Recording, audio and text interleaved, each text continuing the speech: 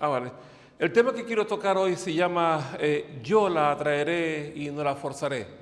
Cuando pensamos de esta manera, no estamos pensando de qué forma voy a manipular a una persona para que haya favor conmigo, pero no cabe duda que de que es una invitación, no es una invitación muy atractiva, porque empieza diciendo en Oseas capítulo 2, verso 14, dice, pero he aquí que yo la traeré y la llevaré al desierto y hablaré de su corazón.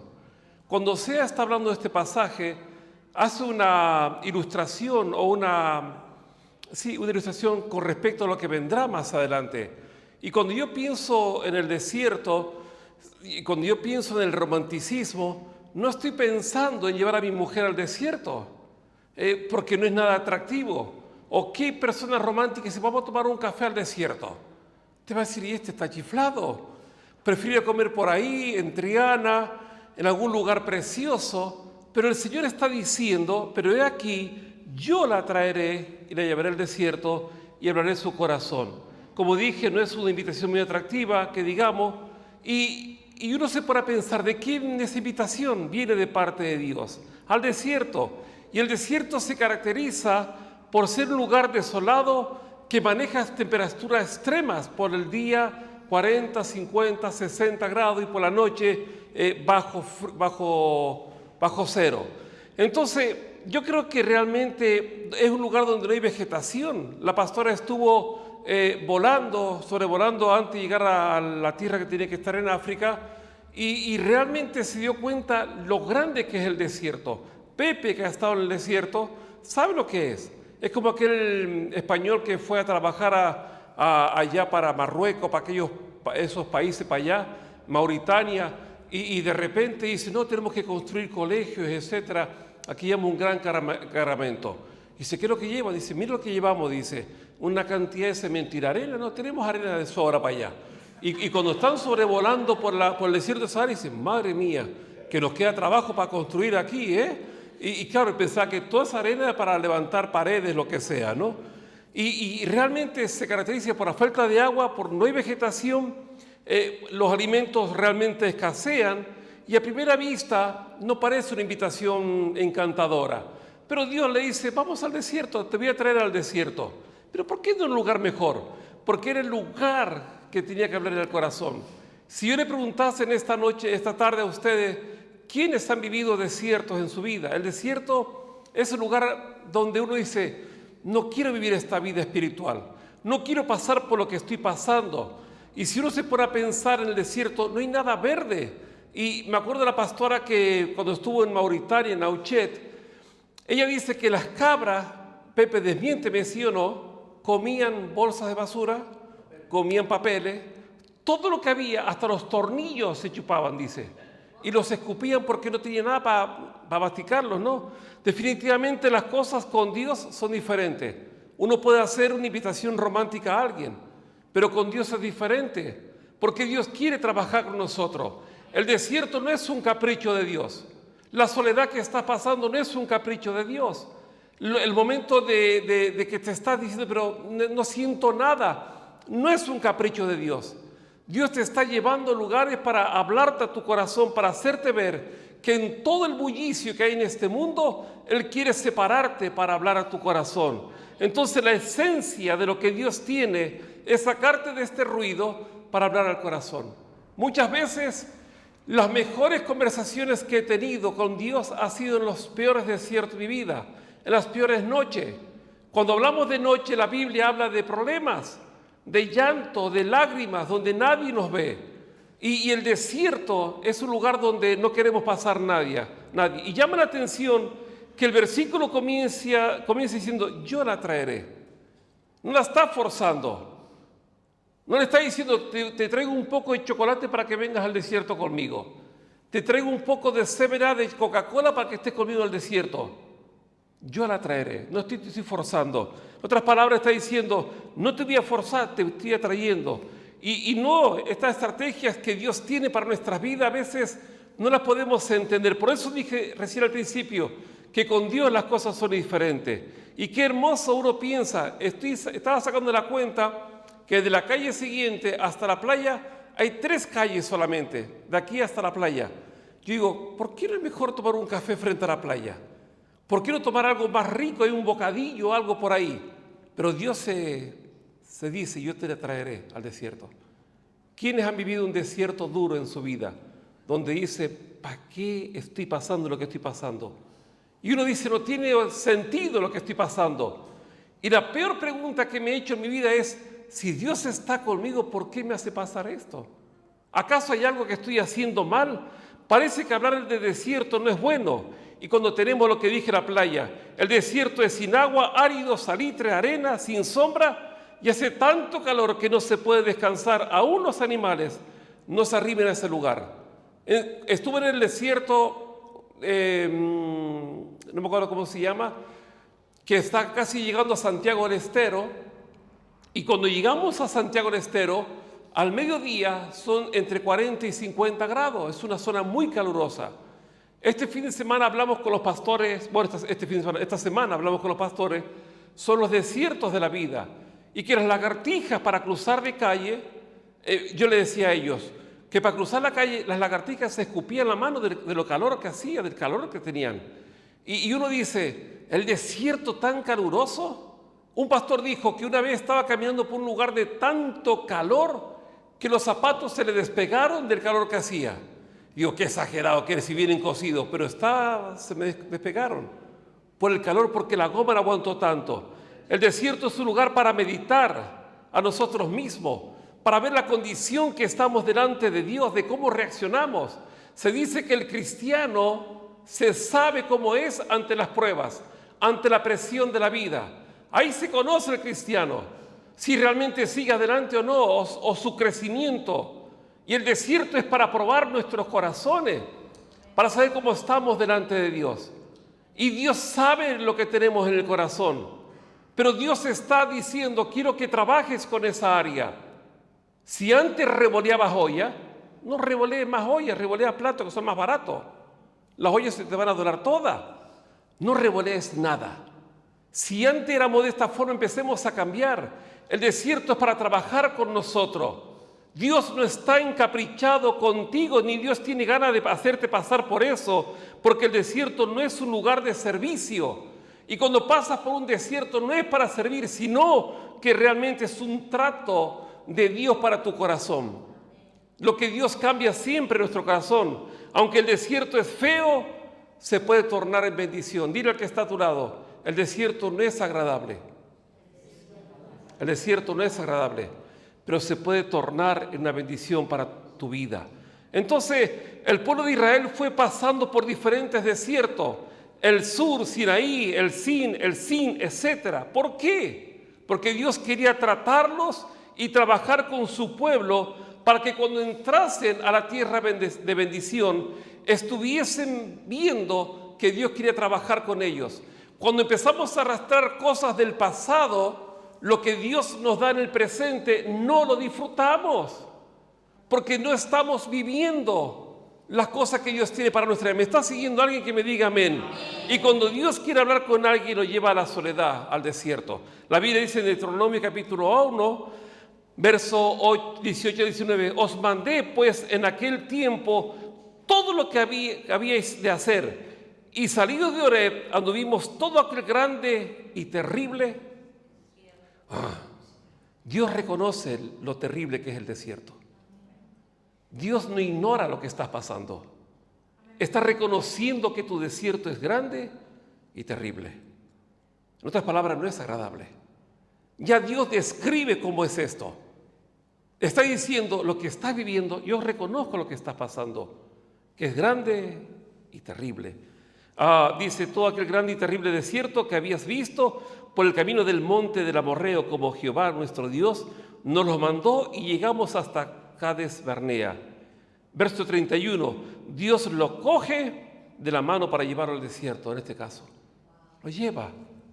No estás solo en este desierto. Tal vez has pensado que todas las puertas se están cerrando. Tal vez has pensado que no tienes la salida que tú estás esperando de parte del Señor. Y parece que oras o no oras, no sé. Y tal vez lees la Biblia o sí lees la Biblia. pero al desierto como a un hombre que toma a su hijo maravilloso para llevarlo por el desierto. Pero lo que más veo de esto, de todo esto, la parte final, que con la mano de amor de Dios te lleva al desierto. Me encanta cuando pienso en el desierto. ¿Estás seguro que si le preguntase a ustedes quiénes quisieran ir al desierto? Nadie quisiera ir al desierto, porque aparentemente es una pérdida de tiempo. Es una pérdida de tiempo humanamente hablando, pero Dios saca lo mejor del desierto. ¿Por qué murieron gente en el desierto? ¿Por qué los israelitas murieron en el desierto? La primera cosa por la cual murieron fue por la murmuración, la queja. Y la murmuración y la queja no es nada agradable. Y estoy cansado de comer esto, ¿por qué no esto, aquello? El fracaso mayor de los israelitas no fue estar en el desierto, sino la murmuración. Ni tampoco fue un problema pasar por el desierto, porque tenían todo, tenían la ropa, tenían la comida, etc. Estos días que estuvimos en el Hierro no fue el desierto. La isla preciosa, verde, maravillosa, curva y contracurva y recontracurva. Hay curva hasta por las dudas ahí. Si vas a ir y te mareas, vete adelante, siéntate adelante, porque hay curva por todos lados. Y después fuimos por una parte para llegar a la Virgen de los Reyes, que está allá arriba, que es una zona preciosa, muy boscosa, donde está la sabina, los árboles estos que están inclinados, que aunque el viento los dobles, crecen de nuevo y crecen desde donde cae la rama, empieza a crecer de nuevo. Y había una pastora sentada al costado de este lado y de aquel lado no había un quitamiedo. Era todo barranco y barranco y más barranco para abajo. Y había un solo camino, era de ida y de vuelta. Y el que venía de frente, alguien tiene que arrimarse. Y yo le dije al pastor amigo, le digo, no te arrimes tanto a este lado, deja que pase por aquel lado, que se roce con la montaña. Pero no te arrimes por este lado, porque vamos al barranco seguro. No había una escapatoria. O bajaba, o le dabas para atrás un poquito y el otro, ¿por qué no? Y para como una furgoneta inmensa. Y yo orando, digo, Señor, que no venga nadie de frente, porque íbamos todo el tiempo subiendo con la camioneta para arriba. Y llegamos hasta ese lugar. Y lo que veíamos en ese lugar desértico, porque no había nada, y toda la tierra rústica, lo que veíamos era que Dios estaba trabajando con nosotros ahí, con los pastores. No era normal.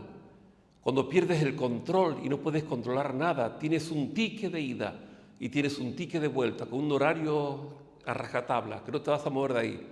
Y de repente teníamos una comida en tal sitio, vino una lluvia, un viento impresionante, habíamos encargado una paella para comer todos los pastores, porque comer ahí, el menú era 25 euros, un menú básico. Y era caro para pagar tanto menú. Éramos 25 pastores. Y lo que yo veía, que las cosas se estaban trabando y las cosas no salían como habíamos planificado. Y de repente nos encontramos con un montón de pruebas. El lugar que teníamos que ir, el lugar precioso, bonito, pero estaba todo techado, pero no estaba todo abierto. Y el viento y la lluvia era tan fuerte que no nos permitió estar ahí. Llamamos al hotel, le preguntamos si nos dejaban comer ahí, teníamos todo. Dijeron que sí, que comiéramos. No era un lugar para comer, pero comimos ahí.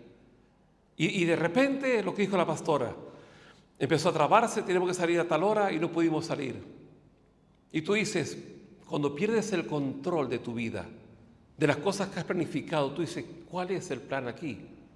Y todos los pastores orando, diciendo, ¿qué es lo que pasa realmente?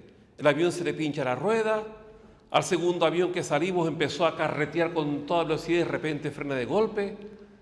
Y el piloto dice, el viento ha cambiado, no podemos subir así. Tenemos 300 kilos de más. Y tuvimos que volver otra vez ahí, empezaron a bajar cosas, a sacar gasolina de lo que era esto, del avión.